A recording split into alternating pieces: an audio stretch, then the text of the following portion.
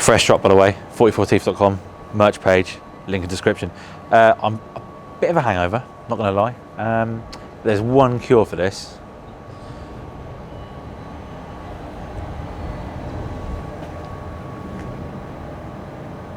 ...340 brake horsepower, supercharged by TTS Performance, Rocket 3.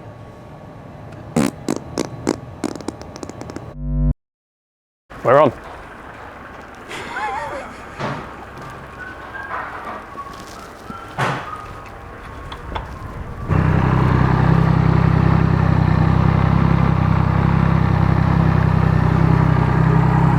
What's going on here? This is like a little hub of engineering and cool automotive park, this down by TTS, or down here at TTS. I'm only marginally scared. 340 horsepower. Lucky it's got a long wheelbase. Cold tyres, it's 9 degrees. Wow, it's got lots of engine braking. Way more than I was expecting, which is probably a good thing. Oh, it makes all the right noises. And being a supercharger, it's super smooth. You barely, I mean, aside from the fact that my left leg can just feel the supercharger, you wouldn't notice it's there. Obviously the noise and everything else, but the point is you can bolt it on and it wouldn't be, it's not like a turbocharger or, you know, something that you got to fuck around with. You literally bolt it on, or get Rich to bolt it on, and it's good. You're good to go, Nige. So this is actually a customer's bike. This isn't Rich's bike. He's built, I think he's built 10 of them now. So the customers let us ride it, thankfully, before it goes back to him. It's just, like I said, just fresh build. And I'm guessing this customer is called Papa J, judging by the message on the dash. So thank you, Papa J. I will be kind to your motorcycle.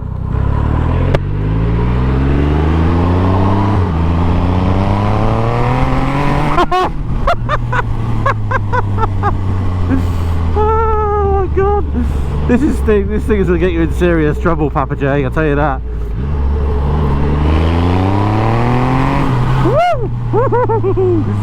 I mean, it sounds, obviously you got the triple soundtrack, 2.5 litre, but then you've got this induction roar, this supercharged.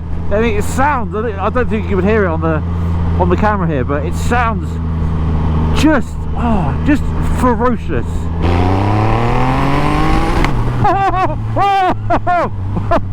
I mean, these things rev out quickly anyway, but stick a supercharger on it and man, it needs another 2,000 revs. Go on, baby.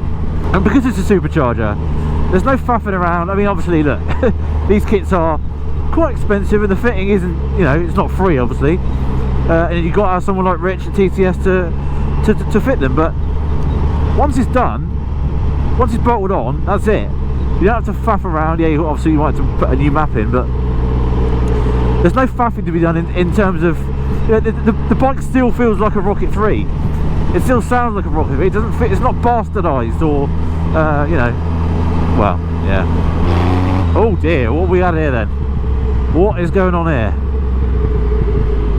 Oh dear, oh dear.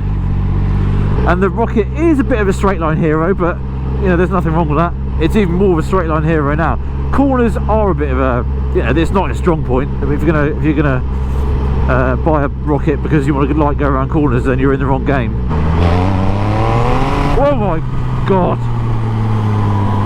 Oh my god. Everyone needs to experience this. Everyone should have the right, the privilege to ride something like this. Oh. The thing with it as well is it's so easy. It's smooth, it's effortless. It's not, yeah, I mean, don't get me wrong, it's you know, it's ripping my titties back and making me look flat chested, but it's still, you know, it's still smooth.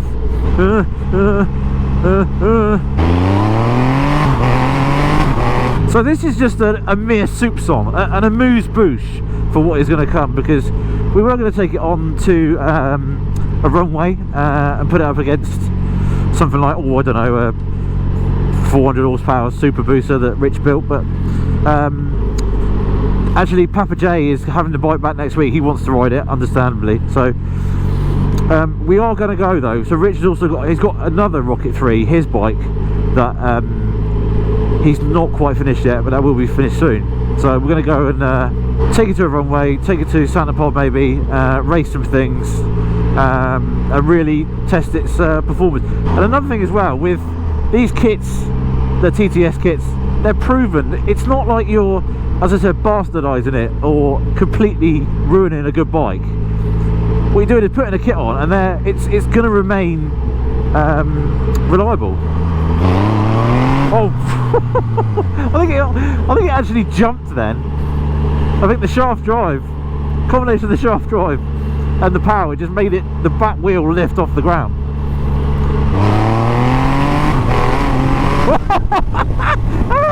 It was spinning in 4th gear then. I mean, I can't imagine it being incredibly nice to ride in the wet. I think Richard showed me the maps earlier, and he's done a wet map, which is still 200 horsepower. But obviously, the lower throttle increments are massively reduced. Oh my god! Oh my god! I mean, I don't care how good your traction control system is, Triumph. This ain't gonna stop this. Ain't gonna. Oh, we got control front tire pressure. No, thank you. Yeah, I don't care how good your traction control is, Triumph. It's not gonna stop this rear wheel spinning, baby.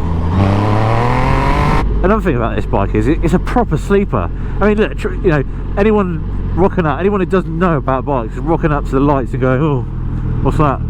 Fancy pants on his cruiser bike. I'll have him. No, you won't, mate. Anyone in the know will go, oh, what's a supercharger, mate?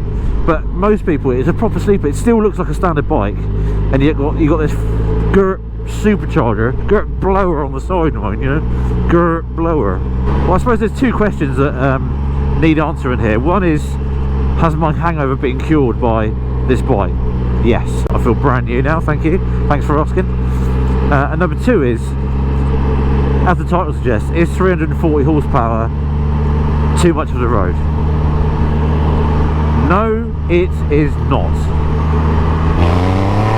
Because the quick shifter and blipper is so nice as standard on this bike, it just encourages naughtiness. You know, you just end up going up and down the gears because it sounds good and it pops and bangs and it's seamless. Seamless there, Nigel, seamless. Look, there's lots to be, everyone's like, oh, H2R, H2R, but, you know, we dyno one of them, but it's not, they claim 320 horsepower. It was about 250 at the rear wheel, which obviously, you know, I'm not slagging them off, I'm just saying, you know, merely pointing out the facts. But this is genuine 340 horsepower at the rear wheel, and I'll tell you what, it feels like it. I mean, I haven't got out of 4th gear yet, because I'll just end up in jail. Naughty little sausage. I have absolutely no idea where I am, which is a nice feeling. Oh, wee!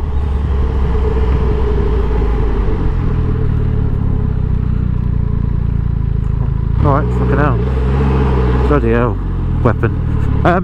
As I said, this is just the amuse-bouche, a little intro into life on a 340 horsepower Rocket 3. So, yeah, I don't want to put too much miles on Papa J's bike. It's going back to him in a few days time, so time to return it back in one piece, thankfully. I forgot you actually had to live on the rear brake on these things. You have to really help to make them turn. Oh, there's the super booster.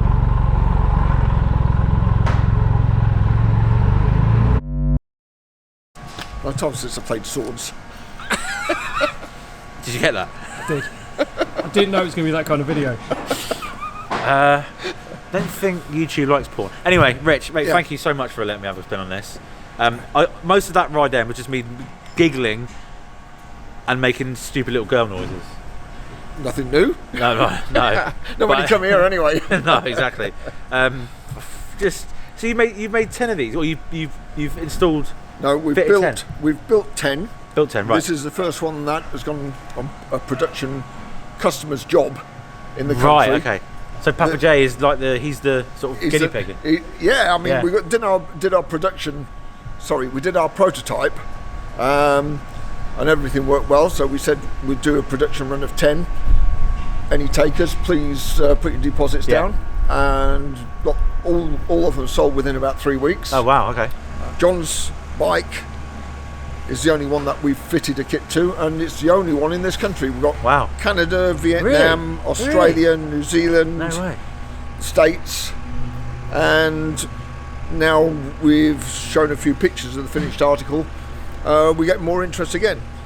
So what if you're unhinged enough to buy a Rocket 3 and then go, I'm going to bolt a supercharger on it? What do they? What's the damage? What's that going to cost you?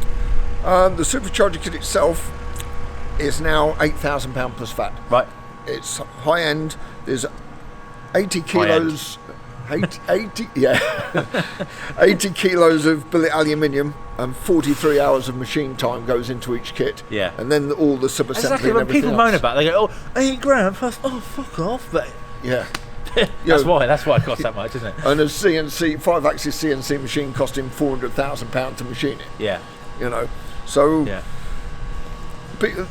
I've been really lucky. The clientele that have this type of bike, most of them understand that it's a lot of work, and they understand that I'm not making much out of it as well. You know, and it's awesome. And Awesome. It doesn't sell it enough, mate. It's not. Yeah. I don't think there's an adjective to really truly do this bike justice. We'll find out how quick it is in due course. Yes. you know. Yeah. I said on the camera that we'll take another one to the strip and. Yeah. So if we can find a straight long enough, we'll see if we can stay on the bike at 180 mile an hour. I don't think there's any danger of it wheeling. That's for sure, is there? Yeah.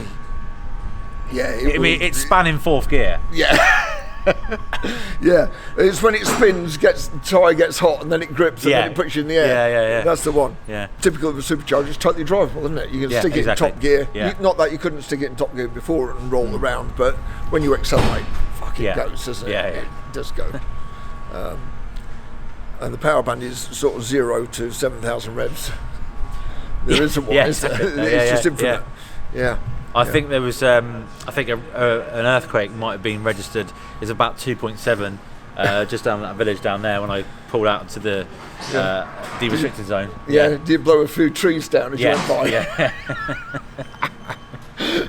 No, awesome. Thanks, mate. I can't wait to get on another one and really test it. Really appreciate John being a nice guy and letting you ride it. Yeah, Papa John, Papa J.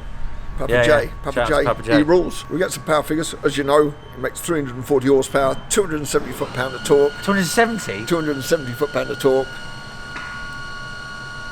Yeah.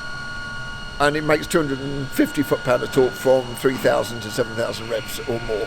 So the power curve just goes. I think my bowels have just fallen out. I think I'm prolapsed. Hang on, put you back in.